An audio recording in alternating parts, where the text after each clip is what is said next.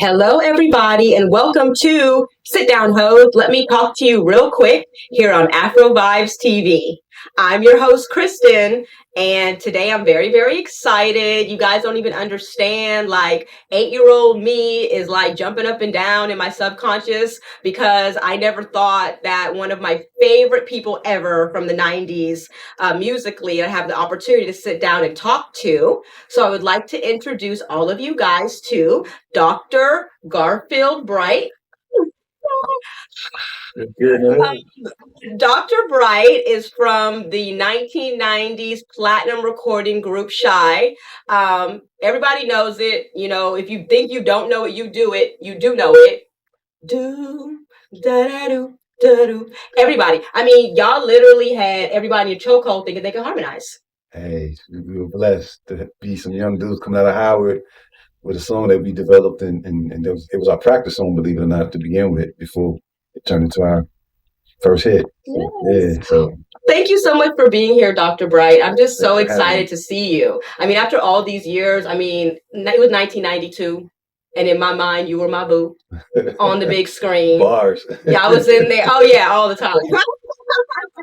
I was just a little nigga at the time, and it was so amazing to see, you know, the harmonies and the acapella, you know. So literally something that happened so long ago has made such a staple. Yeah, it's crazy how that works out. Like, I mean, yeah, we knew at the time it was a special joint, but you know, longevity wise, and just the fact that it allowed us, the album wise, allowed us to write all of our songs and produce our songs, so we still get residual income, thank God, from something we did 30 years ago. Oh wow! And that's just a blessing. You know 30 years ago, they still eating. I heard that. That's a blessing for real. Absolutely. So now I know that that was a very, very long time ago that song came out. And it's still amazing to me how, like, everybody, I was literally telling some people, oh my goodness, I get to interview the guy from Shai, you know? And I talked to my friends who's like, yeah, I did that shit at karaoke last week. You know, like, I can remember being in middle school and we're supposed to be in school, like learning, and we were all in the bathroom because of the acoustic. Yeah, of course. And we were in there harmonizing. Like and we all thought that we could sing. Every single one of us, and it's your fault. It's not my fault. It's not my fault. So that back in the day when you guys started Shai, tell me, like, where were you at in life at that point? So I'm like 19, I'm going on 20 years old. I'm just coming out of the Nation of Islam. I'm at Howard University. I just reconnected with my freshman roommate, Darnell Van Rensselaer, who had just played Alpha with the two other members of Shai, because they're all Alphas, except for me. And you know, so Prof the Bloody Beta. And Yes. And so they were practicing for a big show that always happens every year in Crampton Auditorium at Howard University, like a talent show with the likes of, and that show was going to have like a dude named Eric Roberson was on that show. Oh, I love Eric. Tracy Lee, the rapper from Philly, was on that show. Dawn Allen, which is Debbie Allen's niece, who can sing her butt off. She became a part of this group called Pure Soul. And then there was a couple other people on there. And that show was like the Apollo. You know, all the football players and all the New York heads come to that show. It happens on a Friday night, and all these dudes coming there lit, ready to boo something. But the talent there was crazy. And so we got put on that show. I was just hanging out with Darnell, so I was just going to his practices. And it was like 5 of those guys, 5 alphas singing for the show. But 2 of those guys kind of got cold feet before the show. About 2 weeks before the show, they kind of quit. And since I had been coming to the practices every day with Darnell, he was like, yo, G, you know, we need that 4th member for the harmony. Like, I know you've been absorbing all this stuff that we've been doing. Yeah. What's up, bro? We need you. You know, I was like, dang, well, I do remember all the bass parts, you know what I mean? And so that kind of like made, you know, put me into the group, and then we rocked the show. We got a standing ovation. We got an encore. That's amazing. And we were singing these Boys to Men songs. We sung Please Don't Go Away From Me. We sung all these Boys to Men songs. And at the end, we ran out of stuff on our dat, and they wanted the encore. So we was like, yo, when we sing our little acapella joint, you know, when we sing If I Ever, you know, because we don't have no more songs on the dat. So those are songs that y'all actually wrote? Yeah, we wrote all the songs that Shai, that you hear from Shai, we wrote those. Oh, wow, that's amazing. You know, maybe a couple of times in our history, there's been a co-writer on, like, The Place Where You Belong was co-written by Trey Lorenz and Shai. And then Gina Gomez co-wrote the song, I think, Waiting for the Day on the second album. No, on the first album. But other than that, all the songs, Comforter, If I Ever, you know, Baby I'm You, all that's Shai. And so talented all the way around. we sung that song, and the response was so cool. By the second chorus, all the dudes who had booed everybody all night long, because we were lucky enough to go on last, I guess they got tired of that boo muscle got tired. We went on last, and by the second chorus, though, all those hardcore dudes, they was booing. Everybody started singing the hook as if they knew the joint. Yeah, you softened that up. And then on stage, when the curtains closed, we said, "Yo, y'all gonna try to get a record deal?" And right then that night, right there on stage, all four of us looking right at each other was like, "Yo, let's do it." Wow. And then that very next week, we hit Avenue of Americas in New York, and went through the process of trying to get put on, and then we shortly thereafter got put on by MCA Records. So just that quick, Yeah. I guess when you have real talent, that's something that can be easy to do, like secure that type of deal, especially when you're bringing something new and fresh. It wasn't easy though, because we had the acapella song, and the label loved the acapella song, but at that time in the marketplace, they didn't trust the fact that it was acapella at the same time with program directors, because they wanted us to be played on a broad net of stations, so white pop stations or urban stations, mostly pop. Gasoline Alley MCA was a white label. So they gave us a demo deal at first, gave us a little money to cut a music version if I ever. And if they liked it, then we would get a full album deal. And so we came up with the music version of If I Ever, that y'all know that, ooh, we changed it up a little bit, slowed it down, changed the little chords just a little bit, and the label loved it. And that allowed us to have a song that could fit different demographics and playlists. They could put in between musical songs, and they could play the acapella joint. And so that allowed us to get a deal. Wow, that's amazing. But even in the time period, I can understand why it would be maybe a little bit risky to the record label, because there was no acapella. Boys and Men had the Coolie Eye Harmony out, but only thing different was it was in the movie. It was in the movie, Yeah. Coolie High, DC Cameron, and so people had recognition of the tune, but still in the movie you had music to it. They Boys and Men, Wanye and Nate and Sean and them, Mike, they did they killed that acapella. Yeah. So that set the precedent, we thought, for like some acapella stuff. Yeah. But we just happened to write our own, but that's how we were coming, like, okay, yeah, that's acapella. Boom. But the label was like, nobody knows y'all song, so it's a chance. Yeah. It's like, yo, what is dope? Yeah, exactly. And it literally, it's been dope for decades. And naively, we thought it was dope enough to get a record deal off of it. But knowing what we know now that we can see what goes into a song literally actually coming out, no matter how dope it is, we were so naive in those thoughts, but it worked somehow. So we were like, wow, that joint worked, But sometimes it's all about believing in yourself, right? And the Boyz II Men Coolie High, that was a really amazing movie. Everything that Boyz II Men does is amazing. I can imagine that that was a big inspiration, to you guys. But Coolie High was great, but this song, If I Ever Fall in Love Again, it is super, super popular, and I can't think of anything that's ever come out after that was a cappella that anyone really cared about, to be honest, in my opinion. Shortly after was, the group thing, kind of like after us, then 112 and Drew Hill, that came out after us. Now everybody lumps us all to get together at the same time period, but literally after Shai, Boyz II Men, Odyssey, Silk, Portrait, UMV, SWV, TLC, J, H-Town, that crop right there. Right after that, then 112 and then Drew Hill and Jagged Edge.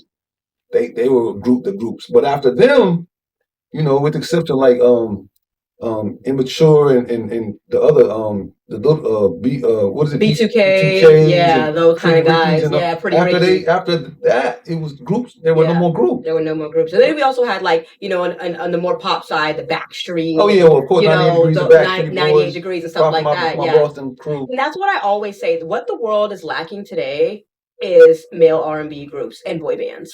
That's why right now the world kind of Mint Condition though. That was my favorite group. I love Mint Condition. As a fan, Mint Condition is incredible. Yes. They called everybody boy bands, but they were literally a band. Yes. They were like how the Roots crew is in hip hop.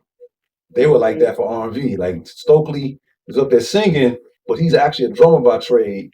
Nasty with it, but he can write, them dudes were dope. But all those things coming together is what makes, music so beautiful and so brilliant. Even me, I love listening to songs from the 70s and the 80s. I love those groups. I love Switch. I love the Gap Band. I love, I'm in love with Charlie Wilson. Charlie's. Yeah. ageless, timeless. Yeah, so back then there were just so many, Golden vocals. wonderful groups. But I mean, but with your song in particular, I consider it to be a Negro spiritual. Oh wow! I consider it to be at this point a Negro spiritual in the community. Okay, That's crazy. It's just so special and makes everyone so happy. That's crazy. And gets everyone together singing. The one person who can't sing, like me, boy, I put that thing on. You can't tell me I don't deserve a deal. Yo, it's wild though, because I had to sit back and try to figure out what made it so magnetic to people. And it was just funny because when it comes on, especially when it was coming on the radio, every other song, it comes between two musical songs. So when it comes on, the music is gone. So the focus has to be with the vocals only. So you get to live with every nook and cranny of what we're singing in our voice and the lyrics. So it actually juxtaposition wise puts you closer to the audience, closer to us. And so when we do it live, the band didn't play at that moment. It's a cappella, so the crowd gets to really soak us in the music. So it is like a Negro spiritual in essence. It's like going to church. It's I'm a funny girl. That's true. I make jokes, but it really is, and you just feel it, when there's no distraction. And it's a pure song. It's not like overtly sexual or anything like that. It's a pure. It's about being friends with the one that you say you're in love with. Exactly, and which is something that is a beautiful idea. So of course you can always play it at the family reunion, at the barbecue. Like it's such a great song, but the lyrics are just so wonderful, and it's something that someone does really want. Who wouldn't want to have a romantic partner as a friend? Props to Carl Martin in the group. He wrote the lyrics of that song. Yeah, amazing, very talented. Lafayette, Louisiana too. Just like me. Yep. Hey, what's happening, Mubby? You on the flats? I'm gonna have to maybe see. I'm gonna have to taste his gumbo, his etouffee or something. We gonna have to see. We have to have a gumbo off. Yeah, his mom actually cooked gumbo for Arsenio Hall. We were on the Arsenio Hall show, and that's what she brought to Arsenio. He asked her for some gumbo, and she literally got him some gumbo. And I know he liked it. Oh yeah, because they from Lafayette, they from the 337, and they definitely know how to cook. That's amazing. But that was some good old days. We were just some 4 dudes out of college. Yes. It really blew up like crazy. We were in the middle of a whirlwind before we knew it. Isn't that in life? But life is fun and full of variety, and when those things just kind of happen that way, I can imagine organic. What an exciting time it was. But that was actually, just something that you more or less stumbled upon because you were, enrolled in the Howard University. You were going in to actually get your education, which was key, and that was something that just kind of like you stumbled upon, True. And so that's something that I think is truly amazing, and I want to expand more because yes, we know about Shai. We know that Dr. Bright can sing. We know that he has made a major move, in the musical world, but that was then and this is now. And I want to talk about your education at Howard, and I want to talk about what it is that you've been doing, since your days of Shai, so that everybody can know like all the other brilliant, wonderful things about you, right? So after we take a quick little break so we can pay our bills, see what our sponsors have to say, and then we're going to come right back and expand on now who Dr. Garfield Bright is in 2025. So we'll be right back with Sit Down Heaux. Let me talk to you real quick here on Afrovibes TV.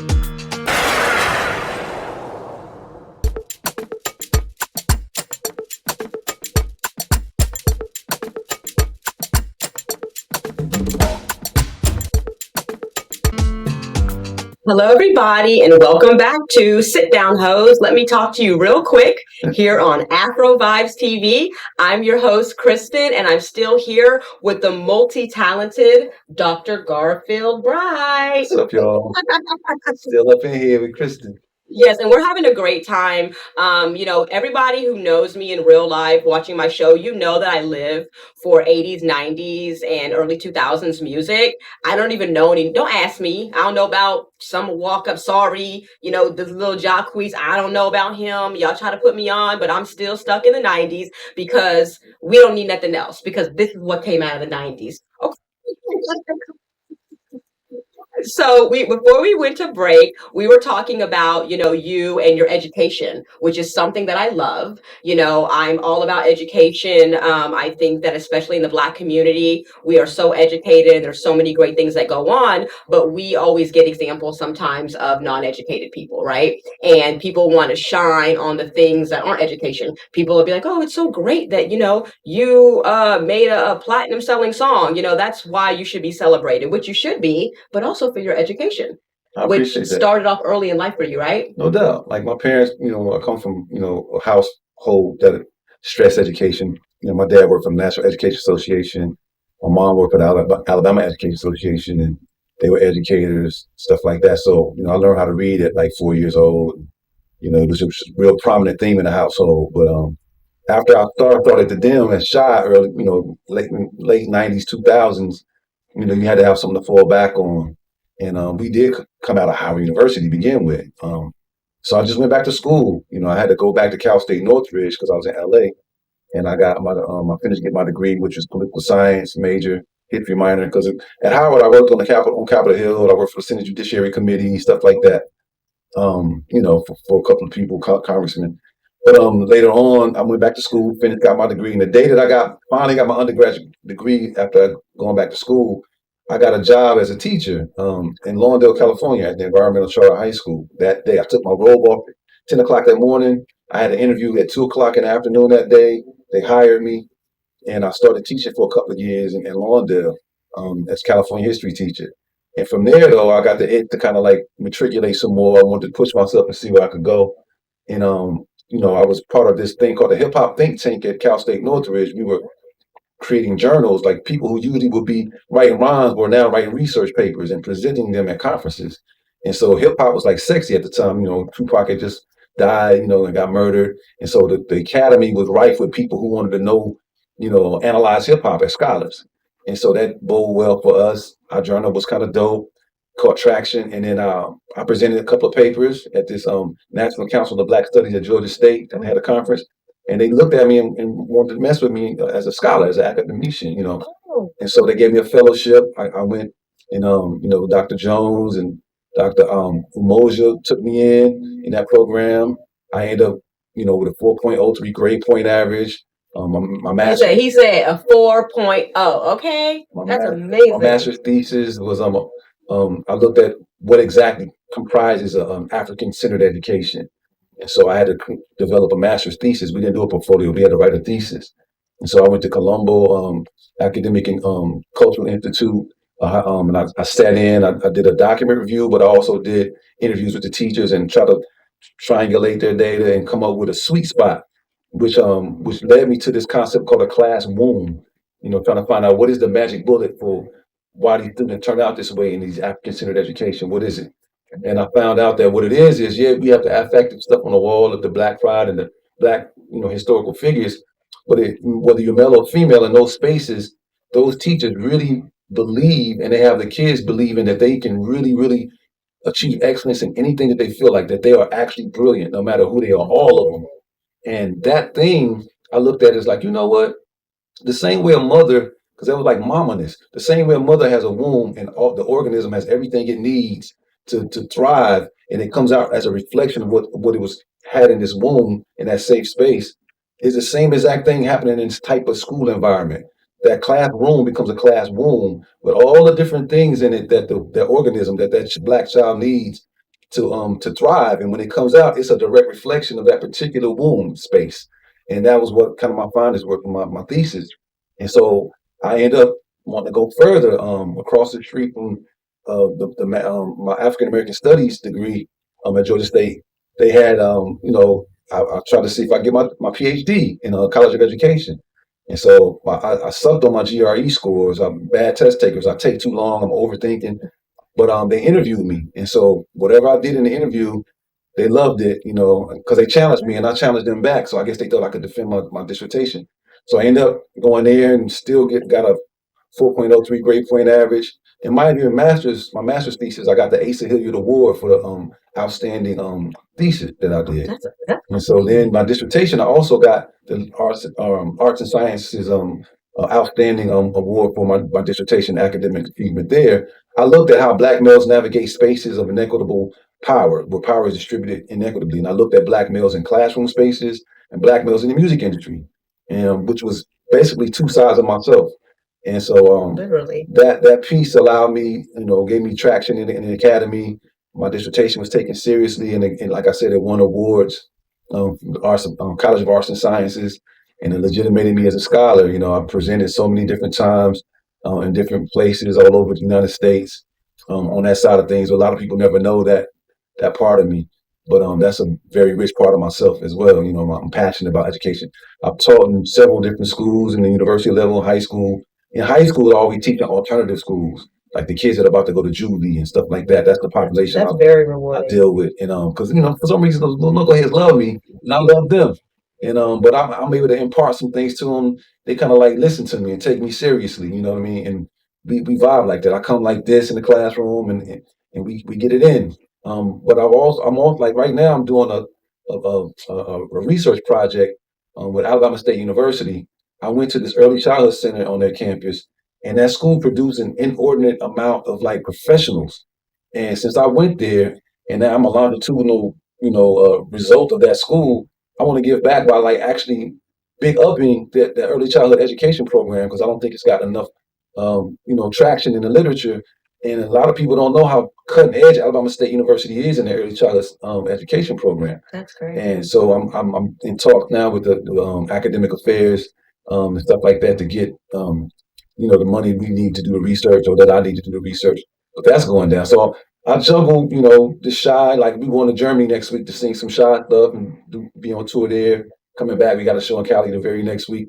But I also put another hat on and I enter my academic space and become Dr. Bright and do my research and do high quality work with things that I'm also passionate about in the Black community, which is education and how we got to where we are.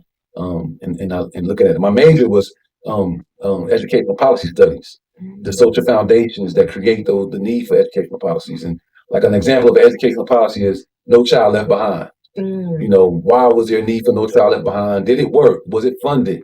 What does it do to the community to have such a program? And even though the name is beautiful, that's one of the things that created a neoliberal agenda, allowed them to go and dispossess Black spaces. Gentrification kind of came about because of No Child Left Behind. There's a lot of detrimental things that's happening in the neighborhood right now because of this pretty plan to leave no child behind that was never funded. So there's those kinds of phenomenon I studied in my doctoral program under Dr. Joyce King for the Lonzo A. Krim Center, which was a pioneer principal in the Georgia community as a Black principal who was just the man. And like I said, all those things, all of those different little pieces influenced me as a scholar. And I'm proud to say that I got my doctorate from Georgia State, and then my master's as well. So that's amazing.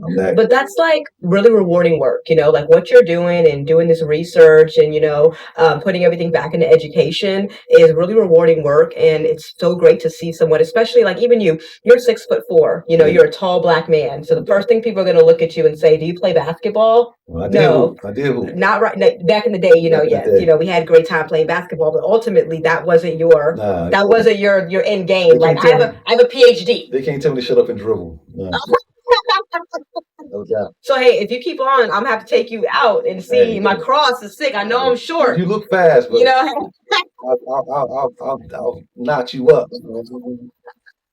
Be easy on me. Yeah. No, but just to see, like, even when I was a young person, like, I never had any Black teachers, especially not a Black male teacher, and education for whatever reason is just not something that you always, put on the forefront. So to hear how you went to school and not only just go to school, you went to great universities. You had Howard. Great, Howard, amazing. Shout out to HBCU, which is an amazing experience, and it's not easy to do. But not only did you, getting a bachelor's degree for the average person can be very difficult, but you went on to get several degrees and then got your PhD, literally, one of the highest, degrees that you can obtain and taking it back to education. For sure. And that is just a wonderful thing. And I'm so happy that I know this about you now and that you're able to let the rest of the world know, okay, yeah, I can sing. Yeah, I can hit my notes. Okay. And yes, Shai is going on tour. So you guys have got to make sure that you check it out. Follow him on Instagram, follow the group, check them out and go and see them live and sing because, we don't have a lot of that anymore. I mean, I don't know. I'm not trying to be like, I'll say you don't have to be, people ain't singing no more. I don't understand how y'all can go from harmonizing a cappella to like auto tune and all this. I've been at a live concert and literally wanted a refund because I said I could have just listened to it on the radio for all this. My man, what's my guy? He can actually sing T-Pain. Yes. Like T-Pain kind of like, well, Roger and Zapp. Roger had that auto-tune thing, Yeah. Computer Love. But T-Pain just, I guess, because, he wanted to have a little flavor about some of the stuff he did. He kind of he kind of like brought that sound, I think, to the fore in R&B music, even though T-Pain can blow for real. Oh, yeah, he can sing. And can write his butt off. Like, he's talented. But I think a lot of people, when Pro Tools started becoming a thing and people started being able to kind of like make music from their homes, and a lot of people didn't go learn, they weren't musicians. It was just like the average Joe on Pro Tools making sampled beats. Then now they want to get on the mic and sing. Maybe they can't sing as good as T-Pain for real. So that auto-tune sound, which was kind of like in vogue at the time, they can snatch that and take the vocoder and kind of have a representation of some vocals. But then that kind of like took the world over and everybody had that auto-tune sound. And then, what started off with T-Pain just as something to break the monotony turned into like the state of the field for a little while, you know what I mean? And I think the music started shifting at that point. And then too, the cadences changed. Like Timbaland and Missy as a writing team, they kind of revolutionized. Like a lot of people I don't know if they give them credit. Like, oh my God, Timbaland with that tripled up drums, and then Missy with them harmonies, and then she's a hell of an MC too. Like if she would probably take out most MCs if she really wanted to just actually rhyme for real. But the combination of those two, and then Genuine. A lot of those cadences and the drums that he was doing became the actual cadences of people singing because they was loving the lead and loving the cadences of the drum work he was doing. You started seeing R&B singers or people claiming to be that singing to the same cadences as Timbaland's drums with the vocoder, with the auto-tune stuff with T-Pain, and that became a thing. I noticed that, and I was like, dang, that in a way it's kind of dope, but in a way it's like now there's no balance. And then you take away the dynamic of groups. And now you just got a bunch of solo guys who, back in the day might not have been singers. They were just kind of like cats who like music, who knew how to put stuff together. That started becoming a predominant taste.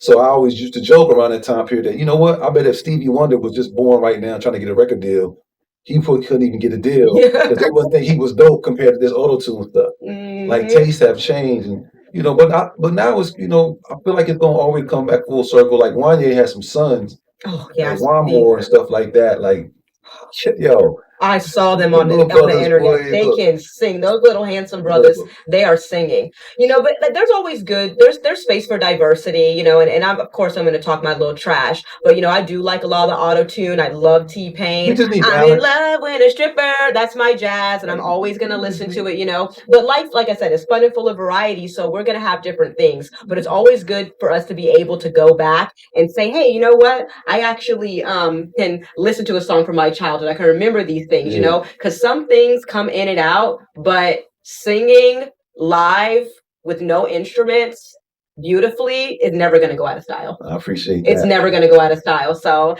it was so great to have you here today, Dr. Bright. I mean, if you guys check out Shai, go see them. I know the next time they have a show that my schedule fits, I'll be out there too to make sure I can get my little harmonies on and everything. Shai 90's official. Shai 90's official on IG. And the Garfield Bright Experience on IG. The Garfield Bright Experience. And also you got to check out his podcast on YouTube, or he teaches things on YouTube. Oh, Curiosity Collide.